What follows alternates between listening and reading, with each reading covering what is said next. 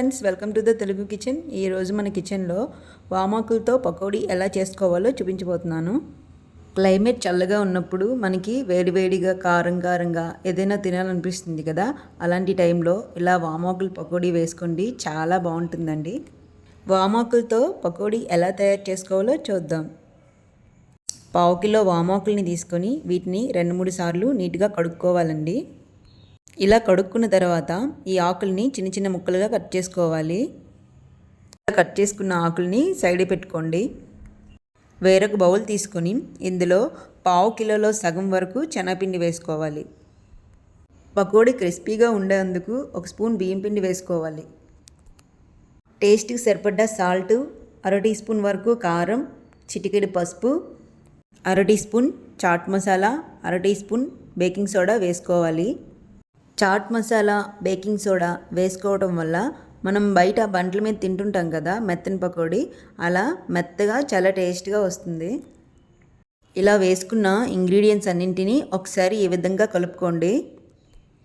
ఇలా కలుపుకున్న తర్వాత ఈ పిండిలో కొంచెం కొంచెం వాటర్ వేసుకుంటూ ఉండలేమీ లేకుండా చక్కగా కలుపుకోవాలి.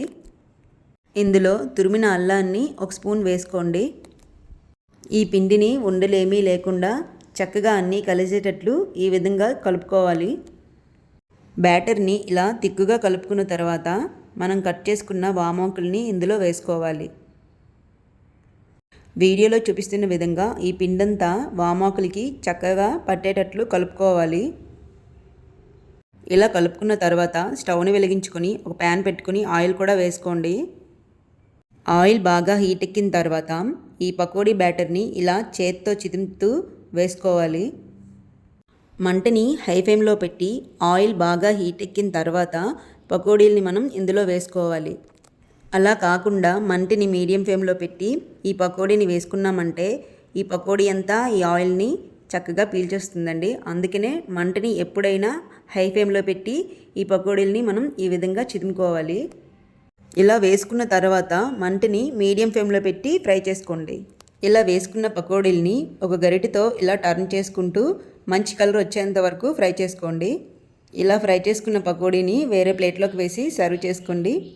చూశారు కదా వామాకులతో మెత్తని పకోడీని చాలా సింపుల్గా ఎలా చేసుకున్నామో. క్లైమేట్ చల్లగా ఉన్నప్పుడు ఇలా వామాకులతో పకోడీ చేసుకొని తినండి, చాలా టేస్ట్గా ఉంటుందండి. నా రెసిపీ కనుక మీకు నచ్చినట్లయితే ప్లీజ్ లైక్ చేయండి, షేర్ చేయండి, సబ్స్క్రైబ్ చేయండి, పక్కనే ఉన్న బెల్ ఐకాన్ని క్లిక్ చేయండి.